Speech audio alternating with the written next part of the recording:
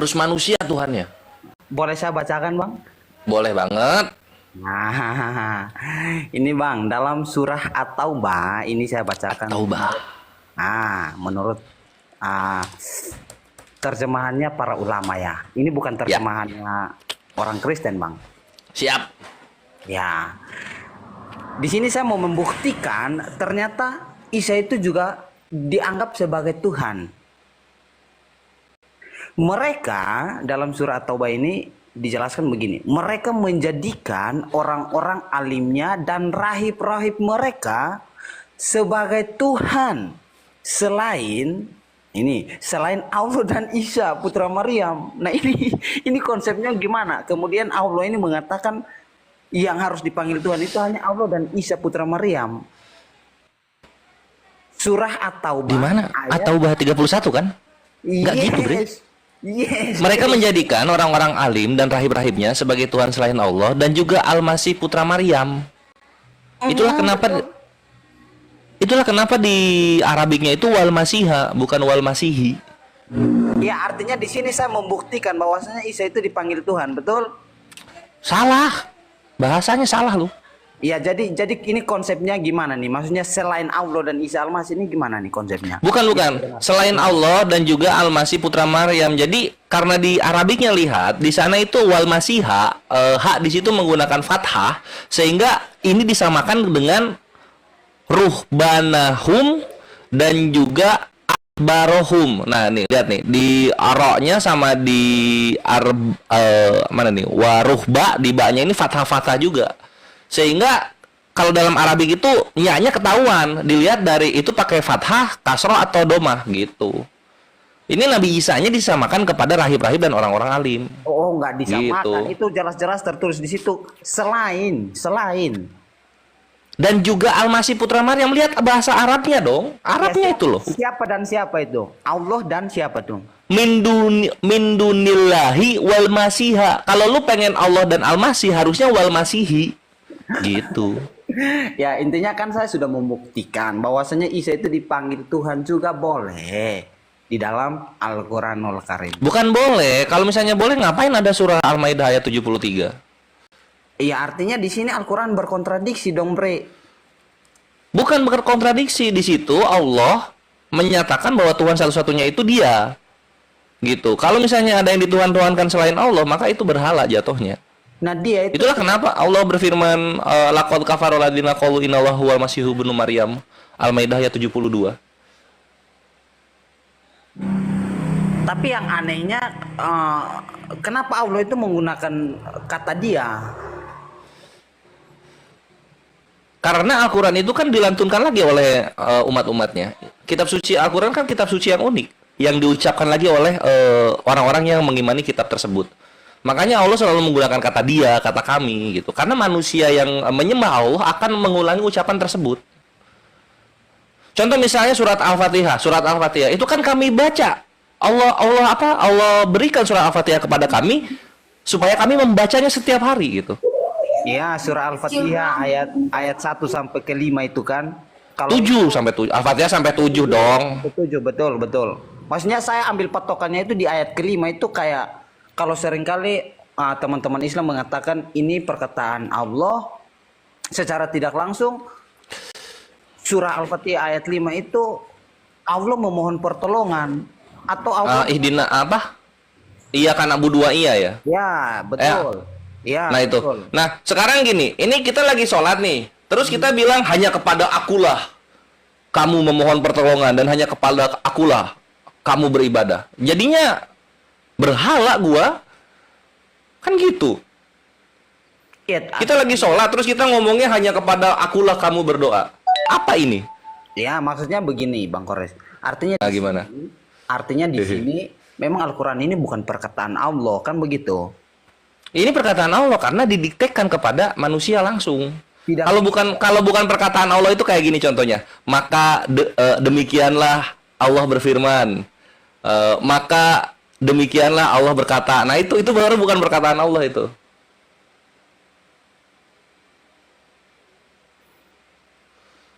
Gitu, Bi. Mantap sih ya. Keren banget Kores kalau jawab emang. Keren sih. Tapi ya itu tadi kalau suruh saya buktikan di mana Isa itu dipanggil Tuhan ya ini surah At-Taubah ayat 31, Bre. Karena ini menurut Iya, saya untuk orang-orang kafir itulah kenapa Islam itu turun gitu untuk meluruskan bahwa Nabi Isa dan juga yang lain-lainnya yang serupa dengan kamu itu tuh bukan Tuhan itu. Itu hanyalah berhala yang kamu sembah selain daripada Allah gitu.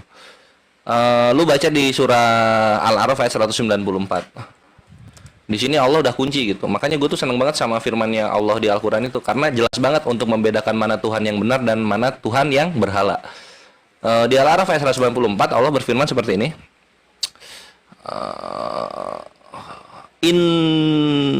A'udzubillahi minasyaitonirrajim. Bismillahirrahmanirrahim. Innalladzina tad'una min dunillahi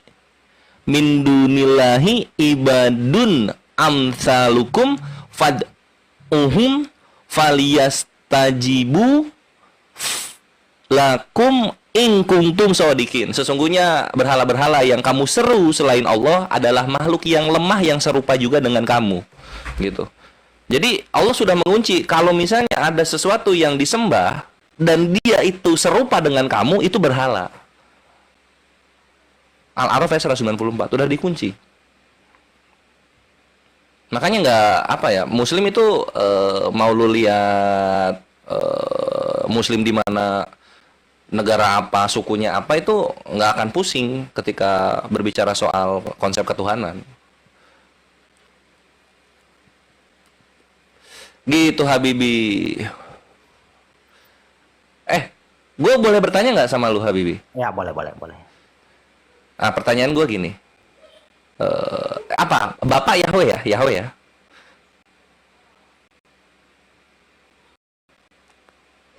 Yahweh Bapak ya? Namanya Bapak Yahweh ya? Jadi begini Bang Kores. Enggak, ini bukan pertanyaannya. Gue cuma ini aja. Kalau lu ini nggak sepakat nggak kalau Yahweh Bapak? Nggak akan gue bantah. Saya nggak bisa bilang sepakat atau tidak sepakat karena Yahweh ini nama yang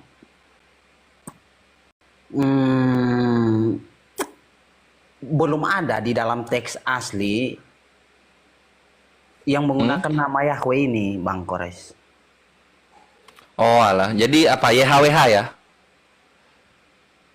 Bukan YHWH juga sih.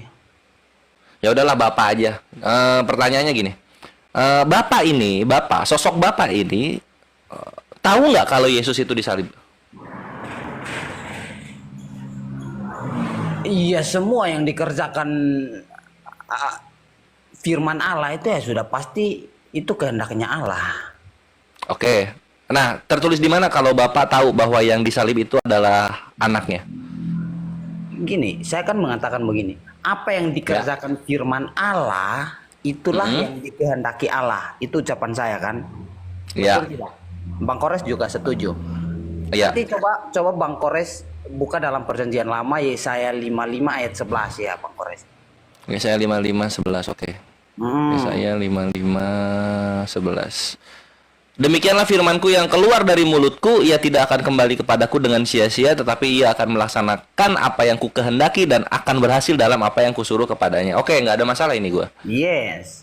Artinya Nggak ada masalah. Nah, ya. artinya apa di sini? Ya, artinya apa yang saya katakan barusan itu kan benar, Bang. Bahwasanya apa yang dikerjakan firman itu semua yang dikehendaki Bapa. Makanya pertanyaan Itu yang dikehendaki Bapa. Ya. Oke. Makanya pertanyaan apakah Yesus disalib itu Bapa tahu atau tidak? Ya, sudah jelas tahu, Bang. Nah, oke, kalau sudah jelas tahu di mana Bapak mengatakan itu? Ya, anakku lah yang disalib. Secara eksplisit memang tidak tertulis kayak begitu, Bang. Tidak tertulis. Ya. Tidak tertulis ya. Ya. Artinya surah An-Nisa ayat 157 bener. Mantap Habibi. Oh, mau berdiskusi tentang siapa yang disalib nih? Ah, Enggak. selamat datang di kebenaran. 157 nih. Anissa 157. Iya. Kalau Betul. saya mau kritisi boleh tidak, Bang Kores? Boleh banget. Karena bantahnya udah di awal yang tadi kita bahas. Lu bilang tidak tertulis kan? Lanjut. Gini, Bang. Di sana ada perkataan orang Yahudi, betul tidak, Bang? Di sana di mana? Di Al-Quran atau di Bible? Di surah An-Nisa 157 itu saya lupa ya. Itu di sana dikatakan Di surah An-Nisa 157. Iya. sesungguhnya kami telah membunuh Isa ibnu Maryam. Kan begitu, Bang, bunyinya. Mm-mm. Nah, Ya. di situ ada kalimat sumpah. Sumpahnya orang Yahudi mengatakan sesungguhnya kami telah membunuh Isa ibnu Maryam. Ya. Nah, yang menjadi pertanyaan begini, Bang Kores. Sebelum Isa itu tumbuh dewasa, baru saja dia dilahirkan, dia itu sudah memperkenalkan dirinya dia itu kepada Bani Israel. Bahkan Isa itu sudah bisa berbicara kepada Bani Israel. Betul tidak, Bang? Ya. Betul, Ya, betul. Artinya kesimpulannya di sini Bani Israel itu sudah mengenal siapa itu sosok Isa, kan begitu, Bang? Iya.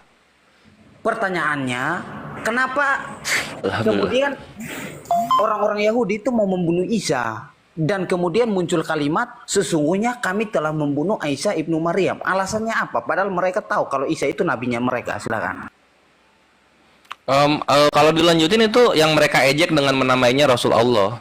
Jadi mereka tuh nggak percaya kenabiannya dan kerasulannya. Mereka melihat mujizatnya, tapi mereka tidak mengimani bahwa mujizat itu menandakan dia nabi atau rasul. Makanya di sini kan ada perkataan wa ma qaulihim inna qatalnal masiha Isa bin Maryam Rasulullah gitu kan. Yang mereka ejek dengan menamainya Rasul Allah. Padahal mereka tidak beriman kepadanya gitu. Jadi nggak pas pertanyaannya, Bre. Karena mereka nggak mengimani Nabi Isa sebagai nabi dan rasul. Maksudnya di mana di kalimat itu tadi dibacakan di surah berapa itu ya? Saya lupa ayatnya itu. Waktu Isa itu. Itu dibaca. Itu An-Nisa 157 juga itu. Bentar, saya coba cari ayatnya itu ya. Iya, boleh.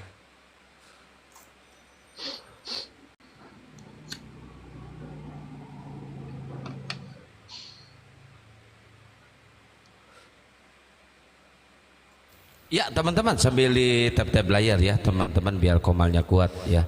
Sambil dia nyari ayat saya sapa dulu. Ada Anena, Adnana, penonton, selamat malam Muslim apa Kristen semuanya. Malam semuanya. Besantan Ya Anena ini Muslim apa Kristen? Kristen. Kristen baik disimak dulu sebentar. Muslim katanya. Hah? Muslim. Muslim Kristen. Oh, dia bilang Kristen. Nah, ini Bang Kores, Telinga. saya sudah dapat nih ayatnya nih, Bang Kores. Iya, boleh. Bentar sebelum ke ayat bentar Bang Habibi bentar. Anena Kristen, terus Adnana Kristen Muslim. Gak ada suara moderator. Penonton Kristen Muslim. Penonton ini Muslim ya. Ya. Dia Muslim penonton. Ya, silakan dilanjut dulu Bang Habibi nanti ke Anena ya. Anena. Mungkin Anena mau ini dulu atau gimana biar nanti. Udah lu terusin dulu, lanjutin dulu, jangan dibiasin dulu, lanjutin dulu. Oke. Terima kasih, Bang. Bentar ya. Ngorok. Belum apa-apa. Ya, jadi yang saya kutip tadi itu dalam surah Maryam ayat 29 sampai 30. Saya bacakan terjemahan yang ditafsir Loncat-loncat tadi bahasnya An-Nisa 157 tadi. Ini Ini, Black Bang. Sweet ya. Black Sweet dia. Si Black ini. Iya Bunda Rahma. Iya Bunda Rahma. Oke lanjut bro lanjut. Ya.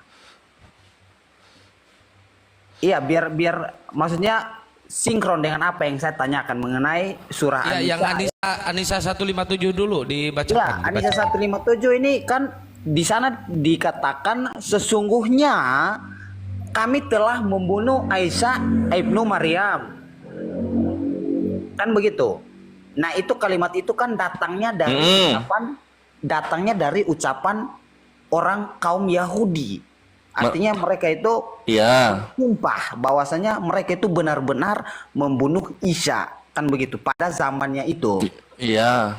Makanya menjadi pertanyaannya begini, Bang. Ketika kita melihat dalam surah Maryam ayat 29 sampai 30, surah Maryam ayat 29 sampai 30. Di sana berkata, maka Maryam menuju kepada mereka.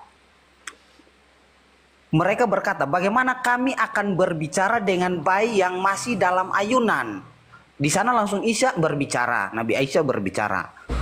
Berkata, sesungguhnya aku adalah hamba Allah. Dia memberiku kitab. Dan dia menjadikanku seorang nabi. Nah, Ya. di sini Nabi Aisyah ini sudah pasti berbicara kepada Bani Israel, bukan Bani Quraisy, kan begitu, Bang. Di sini konteksnya Iya. Nabi Aisyah. Bukan juga orang Roma. Ya, bukan juga orang Roma.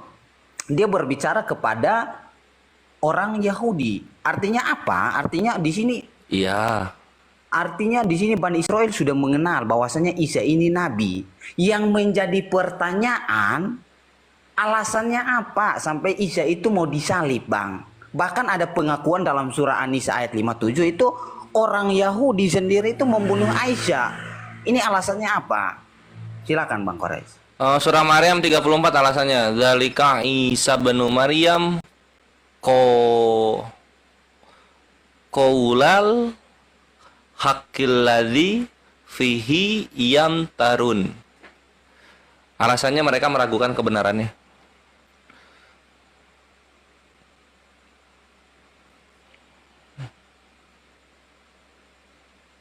Kores. Selamat datang di kebenaran. Kores, kok hanya itu aja? Maksudnya kasih alasan yang spesifikasi, coba Kores. Maksudnya yang bisa, oh saya paham, ternyata orang Yahudi ini memang benar-benar membunuh Isa, biar kemudian kan di selanjutnya itu Allah mengatakan walaupun mereka itu sebenarnya masih berada dalam keraguan-raguan, kan begitu.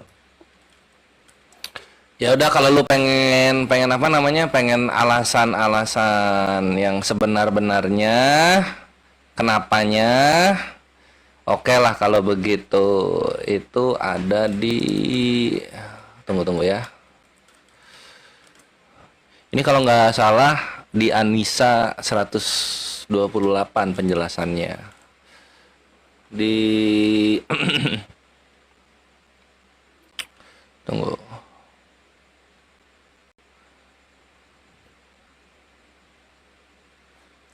Jadi mereka itu, orang-orang Yahudi itu, ini dikatakan ya, ini dalam sirah, kalau lu pengen alasan yang selengkap-lengkapnya kenapa gitu, tersebutlah bahwa di antara kisah mengenai orang-orang Yahudi, semoga laknat Allah, murka, kemarahan, dan siksanya selalu menimpa mereka. Ketika Allah mengutus Isa anak Maryam alaihissalam dengan membawa bukti-bukti yang nyata dan petunjuk, mereka dengki kepadanya karena ia telah dianugerahi Allah kenabian dan berbagai macam mujizat yang cemerlang gitu. Jadi kedengkian tersebut membutakan mata orang-orang Yahudi ini, sehingga mereka ingin membunuh Nabi Isa gitu loh. Karena kan Nabi Isa ini mujizatnya itu nyembuhin orang buta, nyembuhin penyakit, terus menghidupkan kembali orang yang telah mati dengan izin Allah. Lalu kemudian dia bikin patung dari tanah yang dibentuk seperti burung, kemudian jadilah patung itu burung sungguhan dengan seizin Allah, lalu dapat terbang dengan disaksikan oleh mata kepala orang-orang yang melihat gitu. Nah, kemampuan yang dari Allah ini kepada Nabi Isa alaihissalam itu membuat orang-orang Israel ini dengki, sehingga mereka ingin membunuhnya gitu. Dan apa penjelasan Imam Ibnu Katsir ini itu lu bisa lihat untuk surah An-Nisa ayat 157. Gitu, Bre.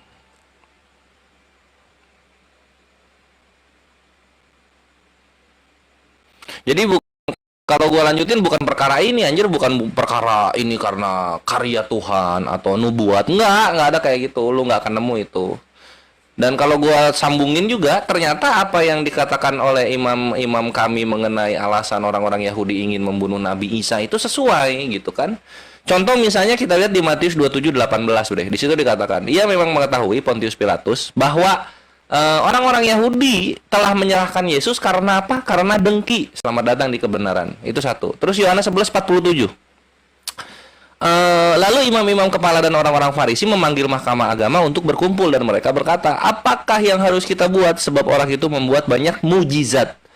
Yohanes 11:48-nya, apabila kita biarkan dia, maka semua orang akan percaya kepadanya dan orang-orang Roma akan datang dan akan merampas tempat suci kita serta bangsa kita. Yohanes 11:51-nya nanti dikatakan, maka sejak saat itulah mereka, orang-orang Yahudi, bersepakat untuk membunuh Yesus. Perkara dengki. Gitu Habibi.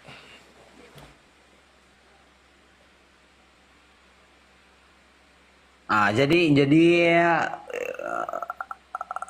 jangan gini Bang Kores. Coba jangan samakan Apa yang jangan? atau menggunakan standar yang sama apa yang Bang Kores baru saja baca di dalam tafsir, kemudian oh ternyata di dalam kitab juga seperti yang tertulis dalam tafsir. Karena begini Bang Kores, Apa? menurut kami orang Kristen, ini menurut kami pengajaran Alkitab Iya.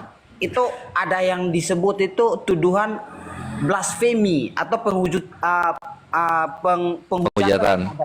penghujatan terhadap Allah. Itu kita bisa bacakan dalam Matius 26 ayat berapa? Ayat 63 sampai seterusnya 67, 68 nggak salah itu.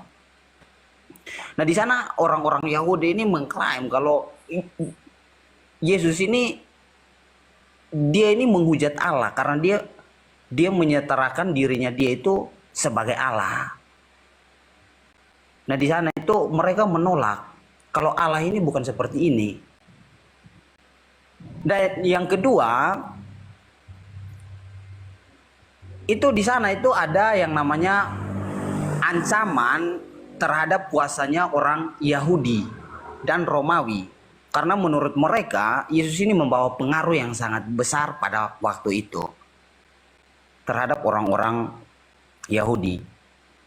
Makanya di sana mungkin nanti Bang Kores bisa lihat dalam Lukas 23 ayat 2 sampai 5 dan seterusnya. Jadi yang ketiga juga Bang Kores, menurut orang Kristen, Yesus disalib itu penggenapan nubuatan Bang Kores. Jadi bukan asal-asal. Jadi kami tahu Enggak. begini bentar. Apa Kores, ya? bentar. Jangan menurut orang Kristen dong, Bre. Apa menurut orang Kristen? Ya menurut yang tertulis di kitab sucinya lah. Iya, ya betul. Menurut apa yang tertulis di kitab sucinya orang Kristen, begitu. Bukan, maksudnya kalau menurut, nah coba menurut kitab suci yang tertulis di orang Kristen, lu mengambil dalilnya itu di mana alasan Yesus dimatiin itu? Kalau yang jelas yang gua baca kan itu. Penggenapan nubuatan. Nah coba di mana nubuatan Yesus akan disalibkan itu? Ya, nanti Yesaya 53, Yesaya 53 itu baca dari ayat pertama sampai habis. Terus nanti nggak ada disalibkannya itu ya. Saya 53 udah bolak-balik gua baca. Gini Kores, maksudnya cobalah makanya kita begini Kores. Apa yang Kores sampaikan tadi itu saya sah-sahkan aja. Saya bahkan tidak membantah walaupun Ya karena kenapa lu nggak membantah? Karena tertulis Black Sweet. Karena tertulis. walaupun tertulisnya bukan di dalam Al-Qur'an. Kan begitu tadi dibacakan tafsir. Ya kalau misalnya tertulisnya di Perjanjian Baru, masa lu malah lebih nggak percaya? Yang tadi lu bacakan itu tafsir atau Quran? Itu di tafsirnya. Iya, artinya Al-Quran tidak bisa menjelaskan kenapa Isa disalib. Terus kenapa di Perjanjian Baru dibilang karena dengki? Kenapa? Aduh. Bukan karena mahakarya Tuhan atau karena nubuatan, enggak, karena dengki kok. Itu udah dibilang begitu. Karena dengki, kemudian orang lain itu yang menjadi tumbal begitu. Iya, itu Matius 27:18. Pontius memang mengetahui bahwa mereka telah menyerahkan Yesus karena dengki. Itu udah. Jadi karena dengki menurut Al-Quran, kemudian Isa itu diserupakan, digantikan oleh orang lain, begitu ya? Iya. Gimana nasib orang yang menggantikan Isa ini? Mati. Makanya itu pandangan kalian di dalam Islam itu kadang saya ini pusing sendiri, Kores. Kadang saya mau menemukan jawabannya sendiri, tapi pusing. Enggak, maksudnya memang kalau disalib harusnya gimana? Jadi tumbuh kuat dan sehat perkasa. Ya disalib mati dong. Bahkan gimana ya? Apa sih? Gimana maksudnya? Padahal itu ada pengakuan dalam surah An-Nisa 57. Itu pengakuan secara terang-terangan kaum Yahudi itu benar-benar membunuh Isa pada zamannya Isa. Nah, itu dibenarkan nggak oleh Tuhan membenarkan nggak bahwa Yahudi membunuh Nabi Isa? jadi begini Bang, saya tidak bisa mengatakan di sana Allah itu membenarkan atau Allah itu salah. Ya udah, kalau misalnya lu nggak bisa, coba di dalam Kristen, bapaknya itu membenarkan nggak bahwa anaknya memang yang dibunuh, anaknya memang yang disalibkan? Tadi lu bilang nggak tertulis. Bukan membenarkan Bang Kores. Tetapi itu adalah Nah, sekarang kalau misalnya nggak ada konfirmasi dari bapaknya Yesus, atau kalau dalam Islam itu ya Tuhan semesta alam gitu kan, artinya kan manusia ini salah kan gitu. kalau Kores menanyakan apakah Allah itu membenarkan, begini Kores. Tuhan kita itu Bukan membenarkan pembunuhannya, maksud gue gini sebelum ke sana ya, membenarkan bahwa yang mati di salib itu adalah Yesus Kristus. Ada nggak? ya sudah pasti ada karena gini Kores. Mana kalau ada? Kalau kita melihat dalam perjanjian lama Ya. itu banyak sekali janji-janji Allah mengenai umat manusia. Salah satunya dalam Kejadian 3 ayat 13 tidak salah ya. Boleh. Kalau tidak salah Itu Kejadian. Ya. Kakinya itu digigit, bukan cuma kakinya doang digigit, bukan disalibkan kakinya. Iya, itu kalau dibaca Rohani. bukan, kalau dibaca secara eksplisit ya seperti begitu. Tapi Ya sekarang mana coba, kalau misalnya ingin menang dari Islam, itu bapak dari Yesus ini harusnya membenarkan bahwa memang anaknya mati disalibkan. Kalau nggak ada, artinya kan nggak dibenarkan. secara tidak langsung Kores sudah mengatakan bahwasanya Allah itu tidak tahu siapa yang disalib, kan begitu? Bisa lu bilang begitu kalau bapak Yesus ini tahu? Bisa lu bilang begitu? Coba buktikan di dalam Al-Quran bahwasanya ada nama orang yang menyerupai Isa putra Maryam. Coba. Siapa? Nggak ada. Namanya? Nggak ada. Ya kalau nggak ada berarti Allah nggak tahu siapa yang di. Makanya Allah juga ngomong mereka itu banyak sekali yang menimbulkan keraguan-raguan tentang siapa yang dibunuh. Bahkan di situ Allah tidak yakin siapa yang dibunuh. Dan sampai Kalau gitu bapak tahu. Kalau berarti bapak di dalam Kristen tahu siapa yang dibunuh. tahu Yesus lah. Di mana? Kan sudah saya katakan Yesaya 5. Jangan, oh ya, jangan tanya saya, jangan kayak gitu bapaknya. Di mana? Yesaya 55 ayat 11 kan sudah dulu bacakan. Coba dibacakan ulang. Iya, Yesaya 55:11. Demikianlah firmanku yang keluar dari mulutku, ia tidak akan kembali kepadaku dengan sia-sia, tetapi ia akan melaksanakan apa yang ku kehendaki dan akan berhasil dalam apa yang kusuruhkan kepadanya. Nah, itu. Ya, akan berhasil dalam apa yang kusuruhkan kepadanya. Berarti Ya udah, gini deh, gua turunin lagi pertanyaannya deh sebelum ke penyaliban. Di mana bapaknya nyuruh anaknya disalib? di mana bapaknya menyuruh anaknya Anak disalib. penyaliban itu kan sudah saya katakan poin yang ketiga terakhir tadi saya bilang Kores itu penggenapan nabuatan. Kores ini kok masih muter-muter. Kalau saya balikin Iya, gimana gua nggak muter-muter, lu nya melayang-layang. coba saya balikin menggunakan pertanyaan yang sama. Boleh tidak? Coba. Iya, silakan gimana? Coba. Ya. Bahkan Kores di sini tidak menjawab menggunakan Al-Quran, walaupun Gua udah bilang nggak ada di Al-Quran, itu jawaban. ya walaupun memang Al-Quran itu menjelaskan segala sesuatu kan begitu. Jadi begini Kores, jadi begini. Kalau memang Kores itu tahu persis bukan Aisyah, sebenarnya Kores itu juga bisa mengkritisi Al-Quran atau mencari tahu dari Al-Fatihah sampai Anas kan begitu. Kalau gue udah tahu nama dari Sirah Nabawiyah, udah tahu siapa yang disalibkan. Kalau gue udah Dari tahu. Al-Quran atau dari Sirah itu? Dari Sirah Nabawiyah? Bukan Al-Quran, betul? Bukan. Ya percuma. Yang saya minta kan Al-Quran. Ya nggak ada. Nggak ada. Karena gini juga, seketika kita tahu namanya, ini kan Allah Maha Kuasa dan Maha Bijaksana.